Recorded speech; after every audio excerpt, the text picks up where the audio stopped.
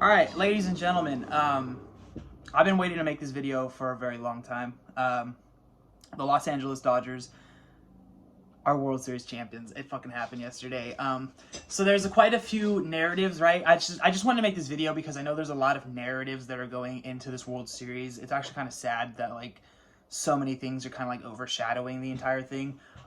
So obviously the first one, right? The first one I want to get into is the Blake Snell incident, right? So Blake Snell gets pulled out. I believe it was the 6th inning, absolutely shredding that Dodgers lineup. I mean, Mookie Betts, Corey Seager, Justin Turner, 0 for 6 with 6 strikeouts. I mean, Blake Snell was pitching out of his mind. I remember watching, I mean, it was literally yesterday, obviously I remember it, but I was watching Blake Snell pitch yesterday, and the entire time, my heart was in my throat, and then back into my asshole, and then into my throat, and then into my asshole, like back and forth, because of how good he was pitching. It was one of those pitching performances where you're watching it going like, this dude's fucking untouchable. As long as this guy's in the game, we're out of it. It just had that feeling to it, and people that watch a lot of sports, you kind of get that feeling. Like, when you start seeing that guy cooking in NBA and he's not missing a three-pointer, you're just like, this is going to be one of those games, right? Or, you know, you got Patrick Mahomes dotting up you and you're just like, okay, here we go. This is how this is going to go. There's that kind of feeling. So Blake Snell just absolutely pitching out of his mind and then gets yanked in the 6th inning because I'm assuming it's because of the analytics. I know the Tampa Bay Rays are like one of the most analytical teams in all of sports, I would imagine. Like everything is kind of calculated. I mean, you saw them have the 4 outfielders, you know what I mean? It's just like an analytics-driven team. And it blew my mind. It really baffled me, man, because I'm sure the numbers said this, that, whatever. This is the history of Blake Snell facing the lineup for the 3rd time in this inning, that many pitch count, whatever it is. Dude, you're in a World Series do or fucking die game. You lose that game, your season is done, right? I mean, you're facing the Dodgers. This dude is shredding them. Nick Anderson has given up a run in every single postseason appearance for, I want to say, like 7 appearances in a row or something like that. Dude, I'm going to be honest with you. I'm the biggest Dodgers fan that's ever lived. Even I am sitting there with just seething angry that Blake Snell gets pulled out of the game, right? Because it just doesn't make sense. It's like, it's so counterintuitive. Like, I don't understand the point behind it, but it happened. You know, it happened. I'm not complaining because at the end of the day, we won the game. And I'm going to be honest with you. Everything's hindsight. Nobody knows what could have, what should have, whatever in the world. But in my opinion, Blake Snell stays in that game till like the 8th. We don't win that game. Just the way that he was pitching. I know that the Dodgers pitchers can make adjustments or whatever, but so can Blake Snell. So it was kind of like one of those situations, like you have your Cy Young guy who's proven countless numbers of time that he can do it, and he's doing it. You know what I mean? So it didn't really make sense for me to pull him out of the game.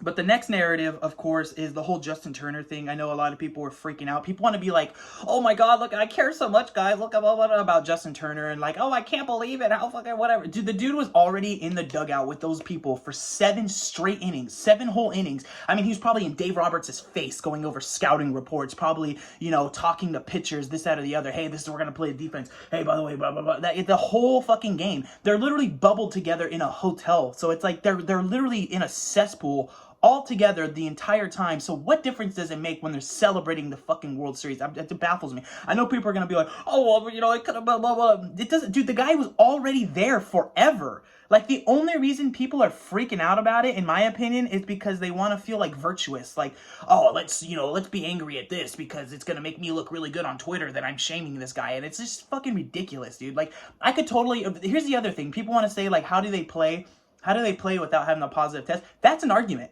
That's an argument you can make. How do you not have the test results before the game starts and you let them play the game? That I can understand. I can get that. But people like shaming him for being there to celebrate that World Series is just, it doesn't make sense to me. It's like, it's so counterintuitive. It just doesn't make any sense. Like, the guy's already there. Like, how is he gonna, like, it's the same fucking thing he was already in. Like, it blows my mind. And the other thing is, there's been 77 false positive reports in the NFL so far. 77 of them. That means 77 times somebody tested positive and then took the test immediately after and then came up negative. Happened 77 times. So a guy that's in a bubble, right? In a hotel bubble, in the games, blah, blah, blah, blah, blah, and the one guy tests positive. I mean, come on. Doesn't that sound a little ridiculous? Like, sounds like, I mean, it just does sound weird to me. But, I mean, again, like, you know, everybody's going to want to do this, that, or the other. People are, like, you know, crying their fucking eyes out. I get it. People want to cry their fucking eyes out. That's okay. People cry their eyes out about everything all the time. It's okay. But here's the third one. And this is the biggest one, right? Because this is a hotly debated World Series. And the reason why this is a hotly debated World Series is because it was a 60-game season. It wasn't a full season. A lot of people are like, well, if who wins the World Series, is it really going to fucking matter? Here's what I'm going to say about that. The Los Angeles Dodgers have had no fucking issues making it to the playoffs. They've won their division 8 times in a row. Trust me, I fucking watched. And they choked in the playoffs, I don't know how many fucking times, but the one thing that you cannot deny about the Dodgers is they don't have a problem making it to the playoffs. It's executing in the playoffs that's been fucking difficult for this team, right? They get there, and then they fucking fall short. We've all watched it happen. I for sure have watched it happen. I watched it live. I paid a lot of money to watch it live. Trust me, I know better than anybody. So anybody that wants to do the whole narrative of it's a 60-game season, doesn't count, this, that, or the other, shut the fuck up. Just go ahead and shut your fucking mouth, okay? Because you're just not a very smart person, period. But it's, and here's my other argument. This is the thing I really wanted to get into. It's kind of like the main reason I wanted to make this video, right? A 60-game season was the same for every single organization in the sport. From the Miami Marlins to the Baltimore Orioles to this, that, or the other team. It was the same structure for every single team. It's not like the Dodgers had some ridiculous advantage that got them to the World Series. Everybody was in the same situation. And I'd even go as far to argue it was harder for teams like the Dodgers and easier for shitty teams like the Miami Marlins, the Milwaukee Brewers, the Houston Astros, who had like a fucking below, I think it was either at 500 or below 500, like one game above 500 record that still made it to the playoffs. It was easy for those teams because they were given a gift basket of an opportunity to have some sort of a monumental destiny season, right? It was like, here you go, guys. You only have 60 games to play. You have an opportunity to slay the Giants. You know what I mean? Here you go. This is your goal. It's your silver platter, your moment. And the Miami Marlins made the playoffs. The Milwaukee Brewers had like a 29-31 record and made it to the playoffs. The Dodgers had the best record in all of baseball, the best record in their division, and by a mile.